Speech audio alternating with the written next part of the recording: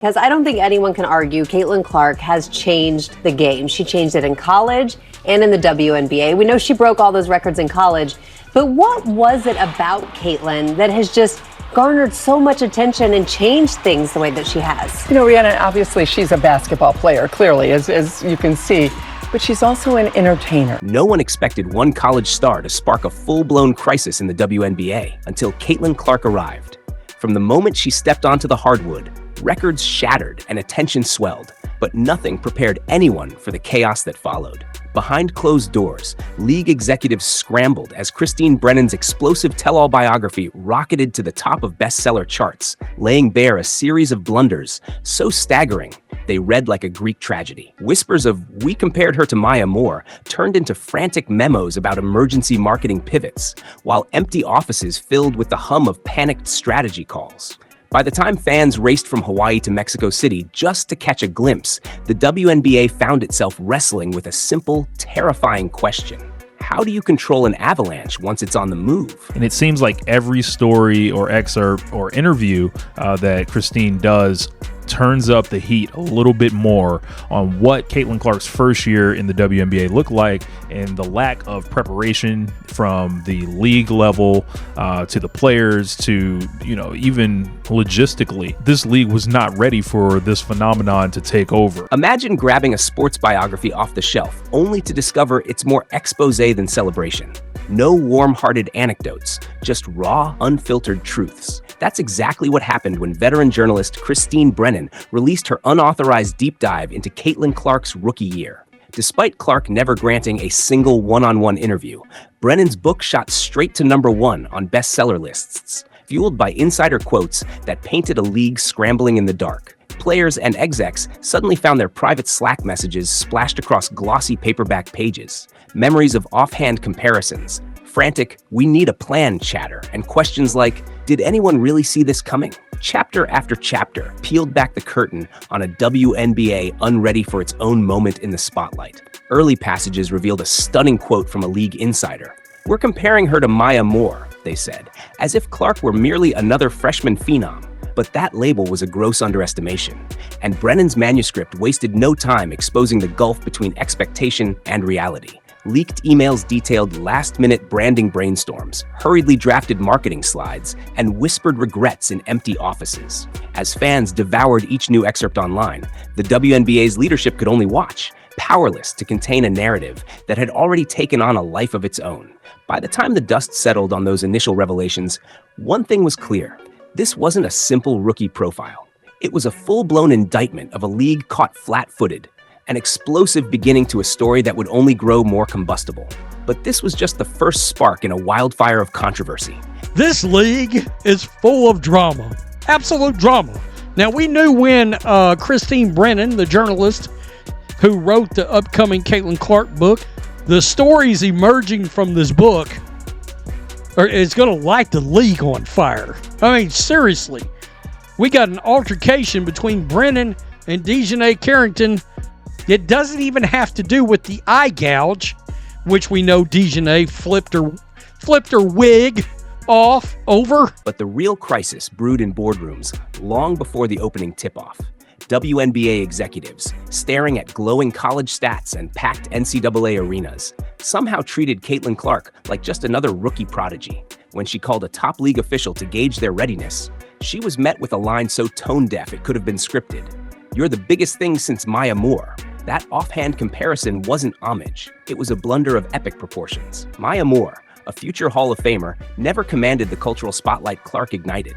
Yet the league's leadership saw only numbers on a spreadsheet, not the cultural earthquake rumbling beneath. In hushed corridors, marketing teams scrambled to retrofit existing campaigns. A hastily redesigned logo here, an emergency social media blitz there. None of it addressed the fundamental oversight. They had underestimated the sheer force of Clark's appeal.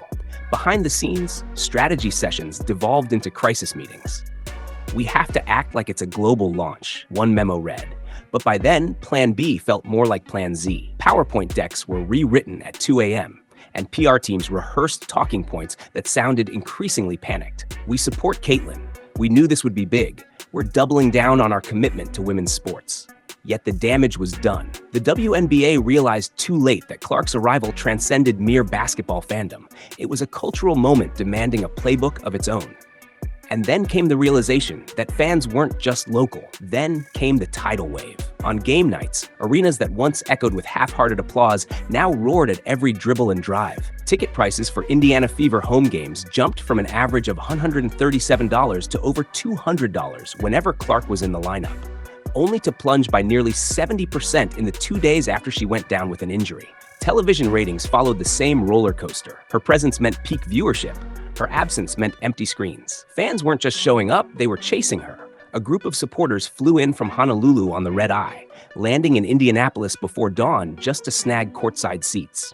Another contingent booked a weekend in Mexico City, then hopped a flight north to catch a midweek showdown. Social feeds flooded with Clark sightings. Snapshots of jerseys in Barcelona cafes, impromptu fan clubs forming in European pubs, college students in Tokyo streaming games at 3 a.m. The WNBA had always touted its growing national footprint, but Clark turned it into a global movement overnight. Every spontaneous chant, every viral highlight clip, every sold-out sign hammered home a simple truth.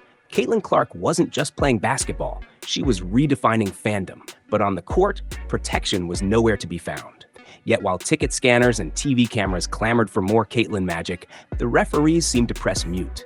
Clark absorbed more flagrant fouls than any player in league history. Hard elbows to the ribs, eyebrow pokes, even shoves that would draw instant whistles in a men's game. Time and again, the calls never came. In Brennan's book, an anonymous official admits, "We simply weren't prepared to police the level of physicality she would face." That laissez-faire attitude left Clark vulnerable on the hardwood, forced to absorb punishment that, as commentator Chris Everett noted, would never be tolerated if it were LeBron or Steph. Into that breach stepped Sophie Cunningham, Clark's veteran teammate and self-appointed protector. Game after game, Cunningham shadowed Clark, positioning herself between her and incoming defenders, trading jabs to shield her from the worst hits. Crowd murmurs shifted. Fans recognized the makeshift bodyguard routine. Social media lit up with side-by-side clips. Sophie deflecting an arm here, Clark landing hard there, the referee's hand hanging mid-gesture before dropping. Even the most casual observers noticed. When an adult film personality tweeted about the eye poke Clark endured, it underscored a stark irony. Strangers on X were rallying to demand stricter fouls, while league officials maintained radio silence. That inertia spoke volumes about priorities. Marketing plans shouted Clark's name from rooftops, but protect her?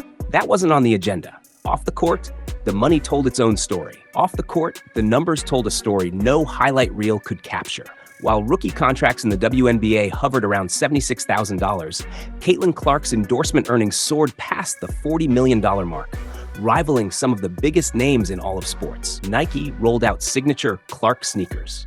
Gatorade hyped her as the face of their next campaign. Wilson even launched a limited edition CC1 basketball. Meanwhile, the league's own salary cap whispers felt painfully modest.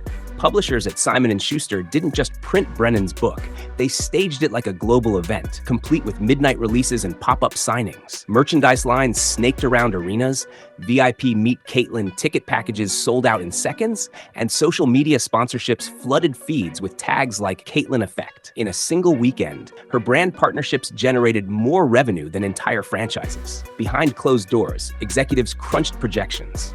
Would bonus incentives entice Clark to renew with the Fever?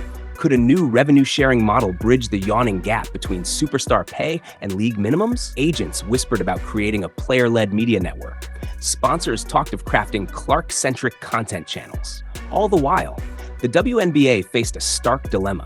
How do you celebrate your brightest star when your own compensation framework looks, by comparison, like chump change? Perhaps the most shocking chapter was saved for the Olympics. But perhaps the most shocking chapter was saved for the Paris 2024 roster announcement.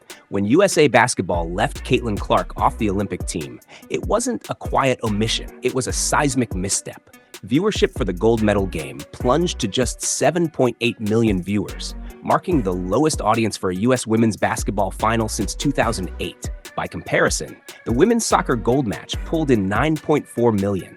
Critics were quick to pounce. The Washington Post branded Clark's exclusion one of the worst sports decisions of 2024. And social feeds erupted with #BringBackClark. Even inside the selection committee, regret surfaced. Don Staley, a voting member, later confessed on NBC that if we could redo it, Caitlin would have been in Paris without question.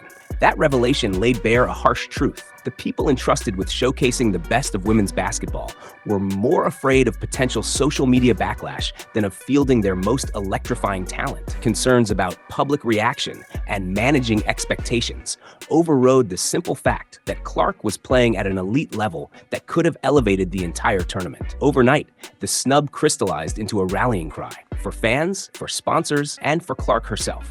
Memes flooded timelines, contrasting her collegiate dominance with the Olympic bench, while late talk shows seized on the drama. And beneath it all lay a damning indictment of a basketball establishment more comfortable with cautious tradition than with seizing once-in-a-generation opportunities. But that wasn't the end of the story. All the while, the WNBA's marketing playbook lay in tatters. Plans to drip-feed Clark-centric content were outpaced by viral highlight reels posted by fans. Contracted ad spots felt stale compared to spontaneous Caitlin moments that blew up on TikTok. Executive presentations touted digital engagement metrics, but they weren't built for sudden explosive growth.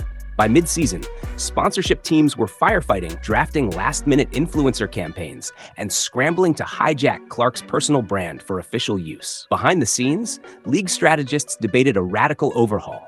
Dynamic ticket pricing tied to Clark's availability, direct-to-consumer streaming channels hosted by her teammates, even proposals for a rotating Caitlin Clark Game of the Week window that would guarantee her maximum exposure. Yet each proposal ran headfirst into bureaucratic roadblocks, existing TV contracts, rigid salary caps, and fears of alienating legacy partners. In essence, the WNBA had boxed itself into a corner, too slow to adapt, too tied to tradition to chase the viral currents Clark was riding. The irony was stark. A seasoned league that once prided itself on steady, incremental progress found itself outmatched by its own superstars' acceleration. For a league built on equity and empowerment, the message rang clear. If you can't market your game's brightest star better than the fans, you're already trailing. But as the season wound down, one question loomed larger than any marketing memo. Caitlin Clark's rookie season didn't just rewrite record books. It exposed the cracks in a league that wasn't built for a phenomenon of her magnitude. From unauthorized bombshells rattling executive suites to viral fan pilgrimages and a global snub at the Olympics, every twist laid bare a WNBA unready for its own star. Flagrant fouls went uncalled even as her brand eclipsed league salaries, and marketing playbooks were shredded by the organic roar of Clark sightings. Now, as contracts expire and free agency looms, the WNBA faces a stark choice: reimagine itself around its brightest light, or risk fading into the background of modern sports culture? Will it leverage Clark's momentum to forge new stars, innovate its business model, and finally marry tradition with viral fandom? Or will history remember this as the moment a league let its greatest asset slip through its fingers? In a few seasons, we may be watching Clark headline arenas of her own making, perhaps even in a league she helped build. And if that day comes, the question won't be whether she changed the game, but whether the WNBA had the vision to change with her.